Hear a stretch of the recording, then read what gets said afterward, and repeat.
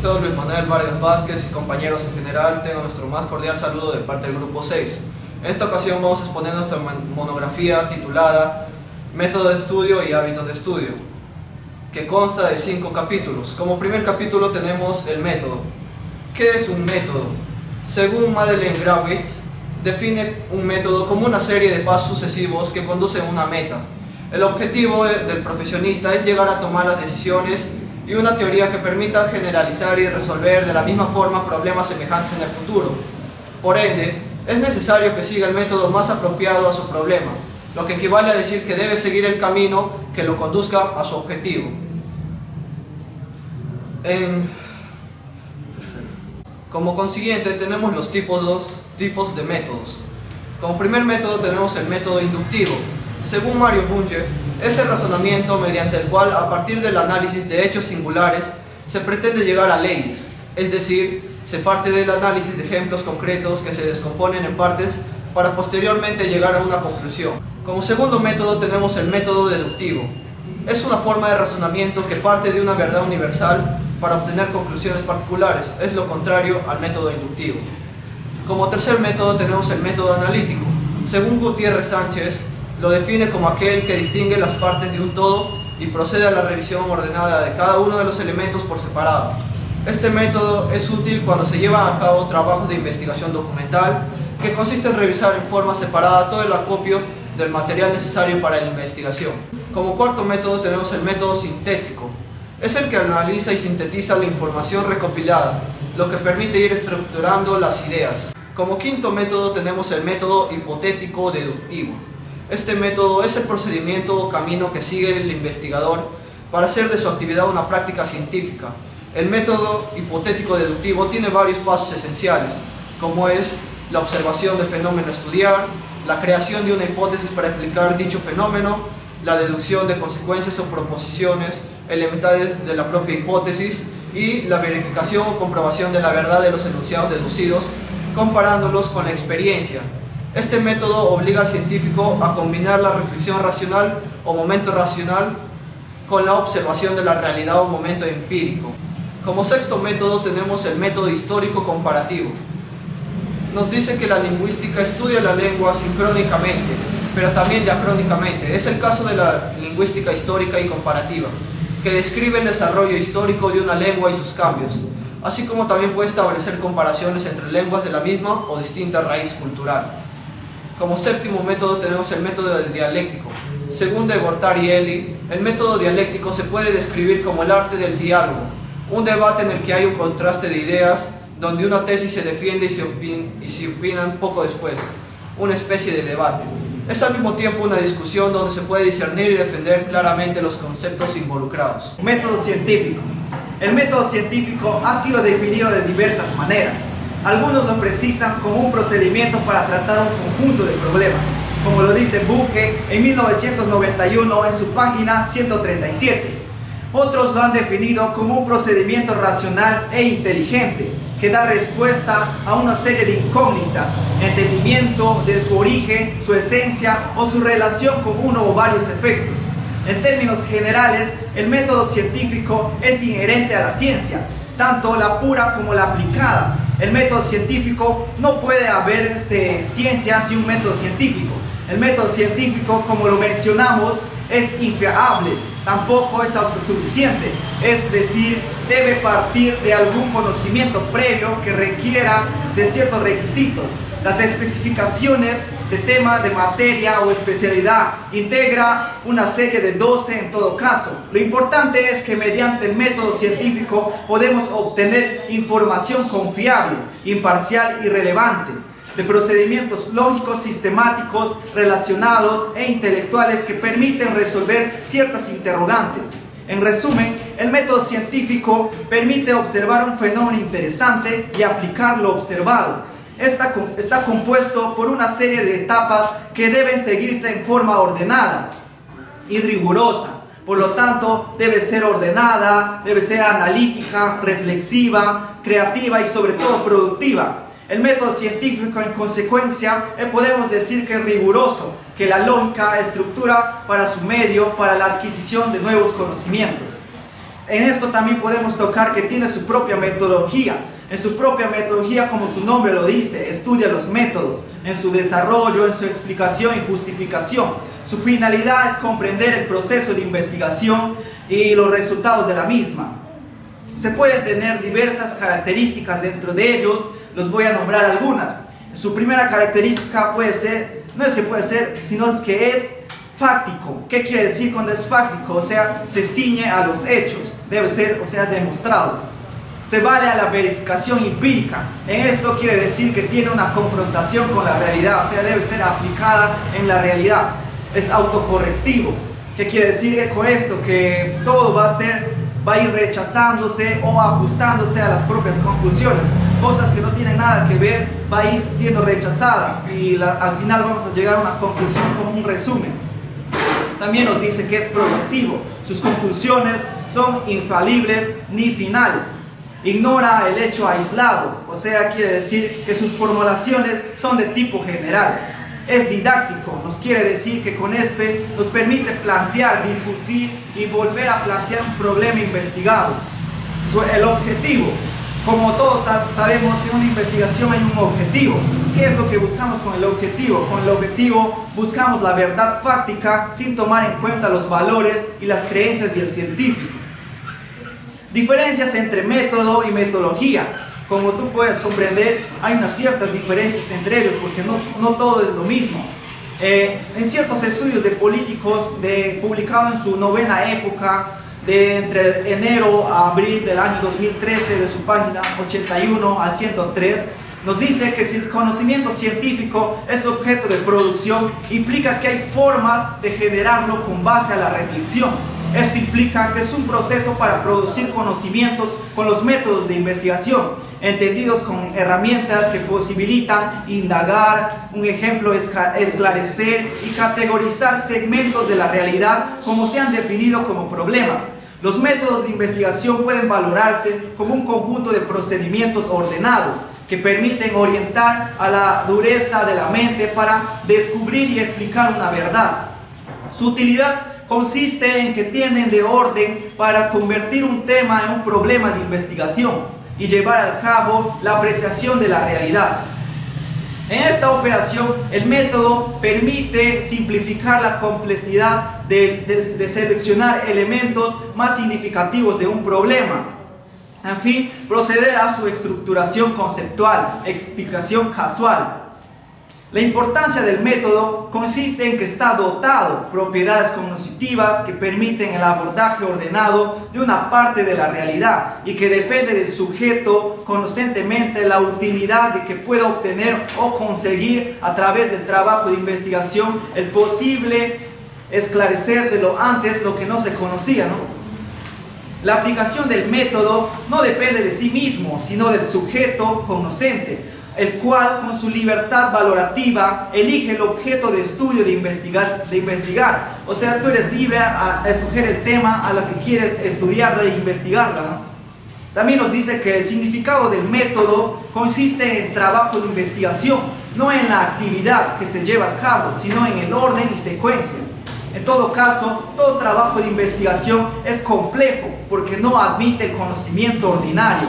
Si el conocimiento causativo sean caminos confiables para problematizar situaciones y formular la relación causal entre los diversos elementos del acontecimiento. La aplicación del método implica una actitud reflexiva que permite incursionar de un modo o de otro a la senda del trabajo de investigación. La aplicación del método responde a la necesidad de organizar segmentos de la realidad con sentido lógico y explicativo para esclarecer dudas y sobre todo preguntarse y sacar nuestras nuevas hipótesis. En este sentido, la aplicación del método responde más a la visión del arte por cuanto implica pericia de dominar el sistema de procedimientos de los que sustentan y los que van a permitir aplicar en el ámbito del conocimiento teórico y tanto en lo aplicado. Si el método es una vía para la apreciación de la realidad, implica por tanto trabajar de manera sistematizada, a fin de que el problema estudiado sea comprendido con un contexto de actores, ya sea de procesos, de tiempos y consecuencias. así de indagar, descubrir, aumentar, son actividades que se logran cumplir con el método científico, lo cual lo que busca es la producción de nuevos conocimientos científicos en una tarea de objetividades, y también es fundamental el orden y la conceptualidad para lograr pretender el núcleo de problemas y proceder a su explicación.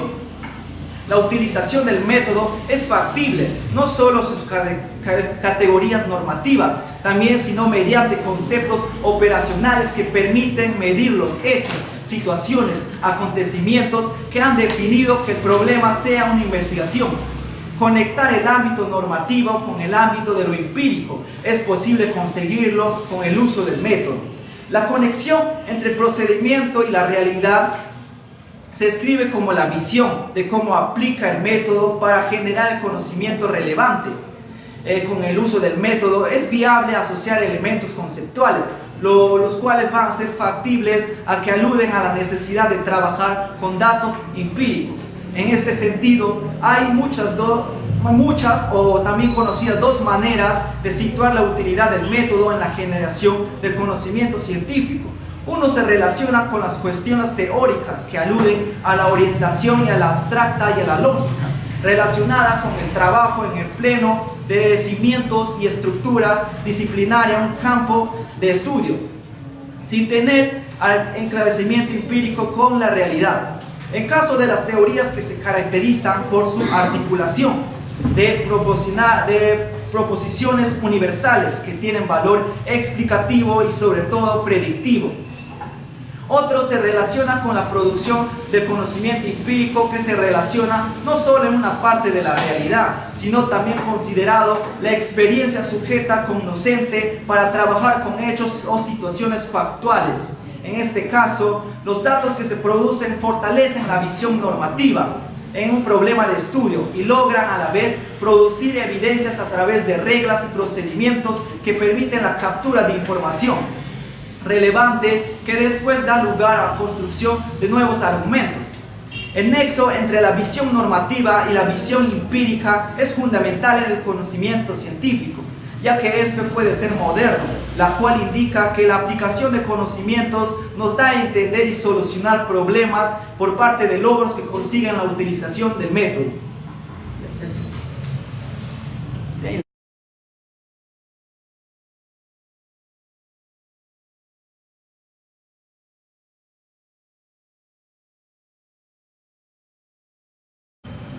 Capítulo 2. Hábitos. Definición. Para Aspe y López, en 1999, los hábitos son el resultado del ejercicio de actividades para poseer o lograr un fin determinado. Solo el ser humano es capaz de adquirir hábitos. De acuerdo con la Real Academia Española, en el 2000, la palabra hábito proviene del latín habitus, que significa modo especial de proceder o conducirse, adquirido por repetición de actos iguales o semejantes. Para la psicología, son cualquier acto que se adquiere por la experiencia y realizado regular y automáticamente. Los hábitos incluyen desde los gestos, la forma de mover las manos al hablar, también la satisfacción de las ansias personales, ya sea el hábito de fumar, comer o beber en exceso. Como segundo punto tenemos el poder de los hábitos. ¿Cómo funcionan los hábitos? Los hábitos son simples elecciones que hacemos en determinados momentos. Estas pequeñas elecciones no parecen importantes en sí mismas, pero los conjuntos de todas ellas determinan con el tiempo cómo comes, cómo hablas, cómo organizas tu tiempo, si haces ejercicio o no, entre otros. Según los científicos, los hábitos aparecen porque nuestro cerebro está siempre buscando formas de ahorrar esfuerzos. Como siguiente punto tenemos cómo crear un nuevo hábito. Para crear un hábito tienes que encontrar primero una señal de activación simple y después definir con claridad la recompensa. ¿Cómo cambiar un hábito? Los hábitos nunca desaparecen. Esto es bueno porque te acordarás de montar en bicicleta aunque no lo hayas hecho durante 10 años. El problema es que el cerebro asimila hábitos pero no sabe distinguir cuáles son buenos o malos. No se puede erradicar un hábito, pero sí cambiarlo. Como siguiente punto, hablaremos sobre los hábitos para organizarte con eficiencia. Primero, no guardes nada en tu cabeza. Si tu mente está vacía, estás siempre preparada para todo. Decir, decir, decir. Si decides la siguiente acción, sigue existiendo un abismo potencialmente infinito entre la realidad actual y lo que se necesita saber. Tipos de hábito. Existen los hábitos físicos.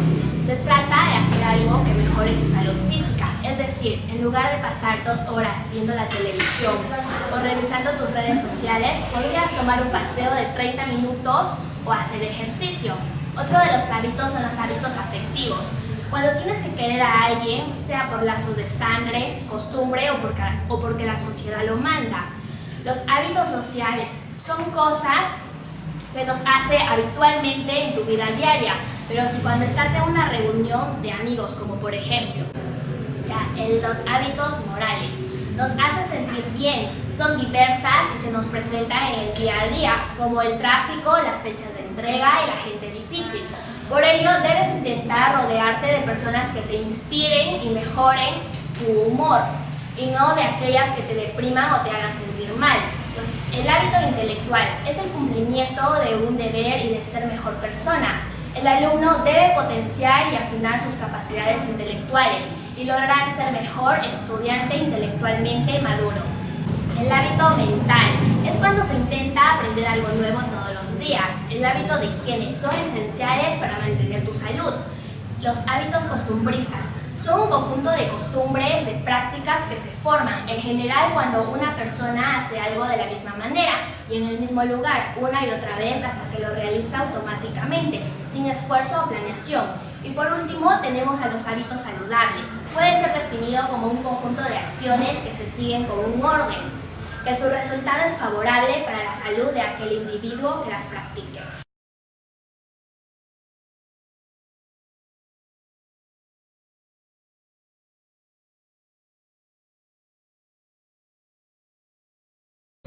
Capítulo 3. El estudio. ¿Qué entendemos por el estudio? ¿Qué es el estudio? Bueno, el estudio es un proceso al que una persona está expuesta a lo largo de toda su vida, en la medida en que necesita estar continuamente adquiriendo conocimientos, y esta circunstancia en muchas ocasiones entraña un esfuerzo de asimilación. Comienza de modo sistemático cuando la persona se incorpora a un proceso de educación formal que se extenderá de modo obligatorio en general hasta la adolescencia. En los niños va preparando las habilidades que luego le proporcionarán una mejor integración en la sociedad. Existen filósofos que hablan sobre el estudio, como Jean Rousseau, que en 1702 y 1778 dijo que la educación es una forma de dominio social. Aspectos de la educación. Dentro de los aspectos encontramos lo que es la memorización. La memorización es un aspecto muy importante en el proceso del aprendizaje. ¿Por qué? Porque es lo que finalmente te permitirá hacer uso de la información aprendida. Siempre que debas aprender un nuevo material, debes comenzar por darle un vistazo rápido a todo el material para que tengas una idea de todo lo que encontrarás y así puedas organizarte antes de comenzar a desarrollar aquel material. El estudio tiene una importancia. ¿Y cuál es esa importancia? La importancia del estudio es que, como es uno de los elementos más característicos de la sociedad actual, de acuerdo a los avances y transformaciones sociales de los últimos 2 siglos, es común que un mundo como el actual, caracterizado por la rapidez, la competencia, el trabajo, el cambio. Desde el cambio, muchos se centran en trabajar y producir dinero para satisfacer sus necesidades. Por otra parte, la educación también tiene que ver con la preparación intelectual. ¿Por qué con la preparación intelectual? Porque es una pieza de alto valor en el proceso evolutivo de la persona. Es importante estudiar porque quien estudia adquiere conocimientos. Otro es, el conocimiento es lo único que... ¿Por qué estudiar? A todos nos dicen que es importante estudiar, pero ¿por qué? Hay muchas razones en realidad y todas están íntimamente relacionadas. Según Andy Jiménez, aquí voy a decir algunos ejemplos que hayas aprendido te servirá en ese momento. Otra también es quienes estudian mantienen sus cerebros funcionando sanamente y sus cuerpos también como consecuencia del estudio. También es importante porque saber cosas y entender las razones por las que son o suceden, eso es lo que te permite cuestionarlas y traer progreso a toda la humanidad. Es importante estudiar porque la consecuencia de no estudiar es la ignorancia y los ignorantes pues son víctimas fáciles de la manipulación personal y social. Condiciones básicas para el estudio. Como primera condición tenemos las condiciones físicas o fisiológicas. Respecto a estas condiciones, Vargas en 1990 considera importantes la atención y la alimentación, el descanso, la salud y la actividad física. Por ejemplo, la alimentación debe estar bien balanceada, rica en proteínas, grasas, carbohidratos, minerales, vitaminas y agua. Es conveniente seguir una dieta adecuada para conseguir una buena recuperación de energía. También está la actividad física. Salas Parrillas en 1991 dice que esto de la actividad física concede gran protagonismo al ejercicio físico por una vida estudiantil sana. El desarrollo físico-motor sirve de base y favorece el desarrollo intelectual, afectivo y social. Otra de las condiciones son las ambientales. Según Salas Parrillas en 1991, los factores ambientales inciden directamente sobre el rendimiento psicofísico al actuar sobre la concentración y la relajación del estudiante y crear un ambiente adecuado o inadecuado para la tarea de estudiar. La atención a las condiciones ambientales comprende el lugar de estudio, la temperatura, el silencio, la iluminación, la ventilación, calefacción y el mobiliario y la postura. Por ejemplo, el lugar de estudio, el mejor lugar es tu habitación o la que debes procurar dotar de las condiciones de iluminación, silencio, temperatura, ventilación, etcétera, etcétera. En temperatura, pues la temperatura debe oscilar entre los 18 y 22 grados centígrados. Debe estar, como te digo, en una habitación en silencio donde tú puedes concentrarte en lo que estás haciendo. La iluminación más aconsejable es la natural, aunque a veces se necesita la artificial. Lo ideal es que combines la adecuada iluminación general de tu habitación con la iluminación local de una lámpara, de una mesa de unos 60 vatios o mínimo. Ventilación y calefacción. El aire de la habitación de estudio ha de ser renovado, según el autor, en 1990, aproximadamente cada 6 horas. Es aconsejable el empleo de humidificador si empleas calefacción. Mobiliario. La mesa debe ser bastante amplia, con lo que evitarás interrupciones para buscar material.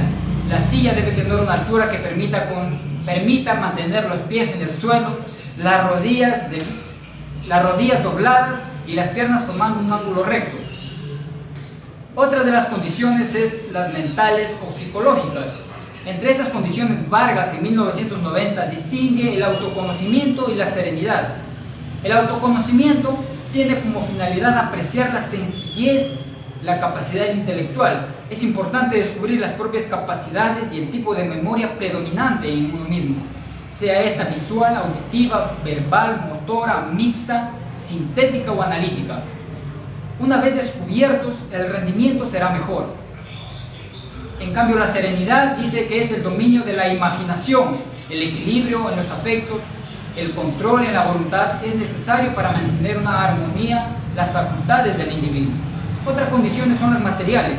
Entre las condiciones materiales de mayor influencia en la tarea de estudiar, según Ramírez en el 2004, considera los materiales de estudio y el tiempo destinado a la actividad de estudiar.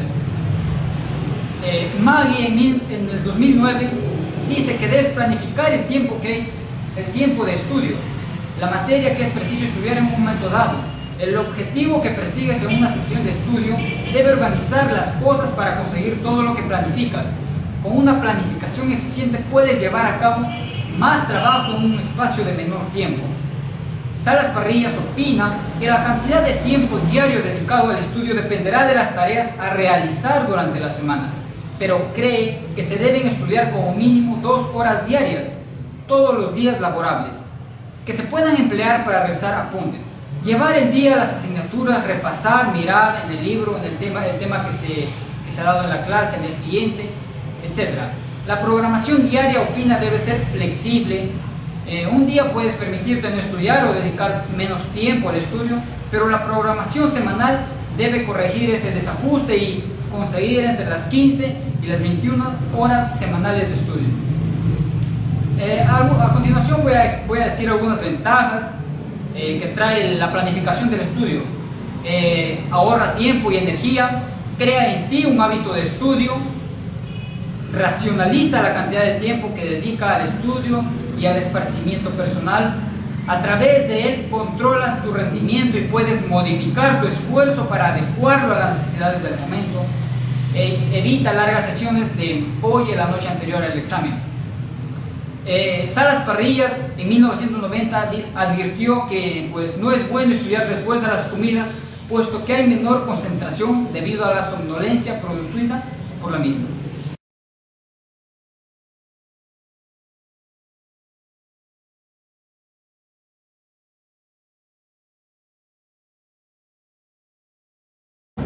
Capítulo número 4, método de estudio.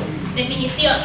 Según Neuter, 1981, el método de enseñanza es un sistema de acciones del maestro encaminado a organizar la actividad práctica y cognoscitiva del estudiante, con el objetivo de que asimile sólidamente los contenidos de la educación. González, 2012, expresó: un método de enseñanza es el conjunto de técnicas y actividades que un profesor utiliza con el fin de lograr uno o varios objetivos educativos, que tiene sentido como un todo y que responde a una denominación conocida y compartida por la comunidad científica. Existen métodos de comprensión para analizar un texto. Entre estos podemos encontrar el subrayar. Según Cuenca 2000, esta técnica tiene por objetivo resaltar con trazos diferentes o colores las palabras del texto que contienen las ideas principales o conceptos fundamentales. Dentro del subrayado existen tres, los cuales son horizontal, que se coloca una línea debajo de las palabras claves. La siguiente es vertical, se coloca al extremo del párrafo. Y por último tenemos estructural, permite utilizar notas al margen del texto. Como segunda opción para analizar un texto está el resumen.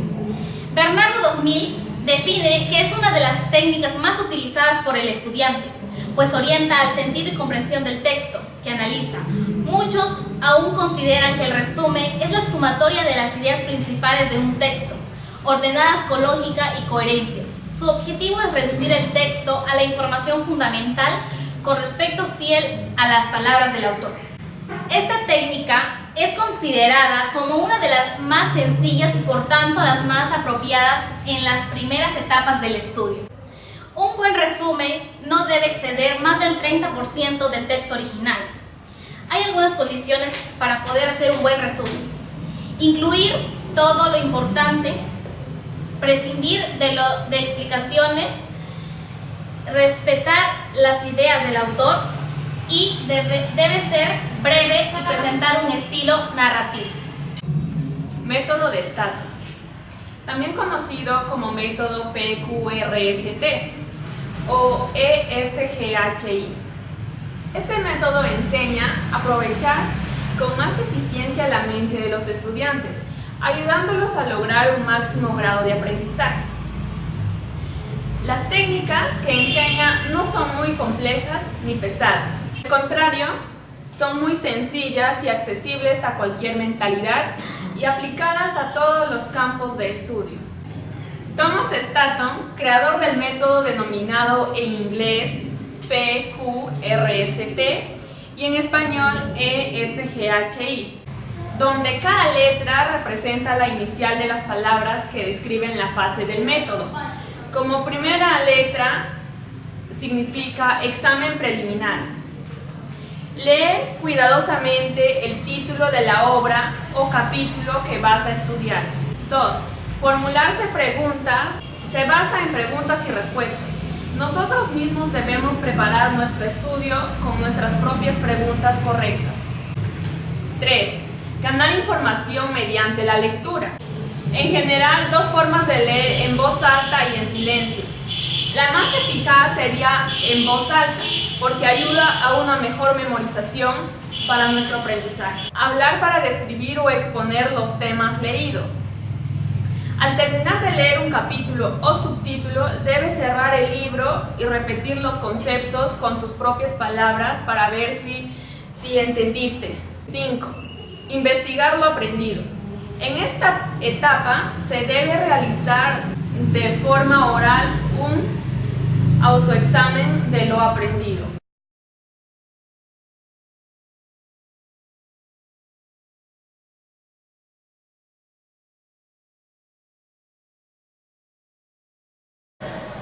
Capítulo 5. Hábitos de estudio. Definiciones.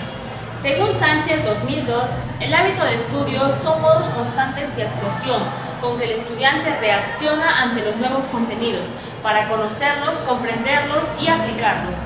Podemos enumerar como los más importantes los siguientes: aprovechar el tiempo de estudio, lograr condiciones idóneas, desechar los elementos perturbadores, plantear eficazmente el trabajo, seleccionar correctamente las fuentes de información y documentación, presentar adecuadamente los resultados, dominar las técnicas de observación, atención y concentración y relajación.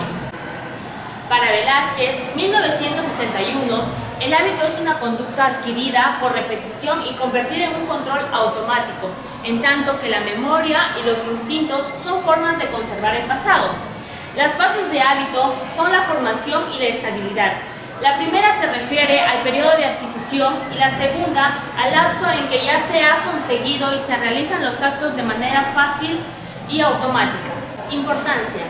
Corea 2001 conceptúa que, en cuanto a la organización o planificación del tiempo dentro de los hábitos de estudio, esta debe ser flexible y se ha de estructurar en torno a diversas actividades. Hernández y García, 1991, definen método de estudio como el conjunto más o menos sistemático de pautas que da luz a la tarea de estudio y se especifica en estrategias concretas, con que suelen ser el uso de subrayados, cuadros sinópticos y reglas mnemotécnicas. Según Fullana, 2008, concluye que es un resultado del proceso de aprendizaje escolar. Convergen los efectos de numerosas variables sociales, personales y sus interrelaciones. Baez y Baez, 1998, define que además de las organizaciones del tiempo, los factores psicológicos como la actitud o la motivación también se destacan como importantes a tener en cuenta en la preparación antes del estudio. Ventajas y desventajas de estudiar online. Según Pascual, en el 2015, es importante tener conocimiento de ellas antes de aplicar este modelo para poder tener en cuenta que es muy complicado, ya que la principal razón de fracaso de esta aplicación de los métodos educativos es por el desconocimiento de sus características. Las ventajas. Como ventajas tenemos que el alumno sea capaz de buscar nuevas herramientas y recursos. También desarrolla el pensamiento crítico de los alumnos. Se promueve que el nivel de educación de los alumnos aumente. Como desventajas tenemos que pueden haber problemas con el respecto de la tecnología. También que el alumno no tenga la habilidad de estudios adecuados. Hábitos que mejoran el rendimiento académico. Según Samantha Biosca, en el 2015, tenemos 5 hábitos, como por ejemplo la alimentación, ya que todos sabemos que un niño bien alimentado puede rendir más. También el descanso, ya que dice Biosca, si la cabeza no obtiene su merecido y placentero descanso, después no funcionará como debe. También tenemos a la rutina. No hay nada mejor para el estudio que asentar una base de rutina, ya que tenemos el orden y también el horario. También se habla de las actividades extraescolares. Según Biosca, las actividades físicas no solamente están basadas con el cuerpo, también están para la mente. También trabajar su independencia emocional, ya que sabemos que las emociones dan mucho en nuestro rendimiento académico. Y por eso tenemos que mantener más y trabajar las emociones positivas. Buenos hábitos de estudio. Según Fernando Quintanilla, tenemos 5 hábitos que nos pueden ayudar en nuestros estudios, como por ejemplo la organización de nuestro tiempo, elaborar un plan de actividades diarias, también prestar atención al maestro durante la clase y tomar nota de lo más importante que él diga. Estudiar todos los días. También tenemos que utilizar algunas estrategias que nos ayuden a aprender más y tener siempre una actitud positiva.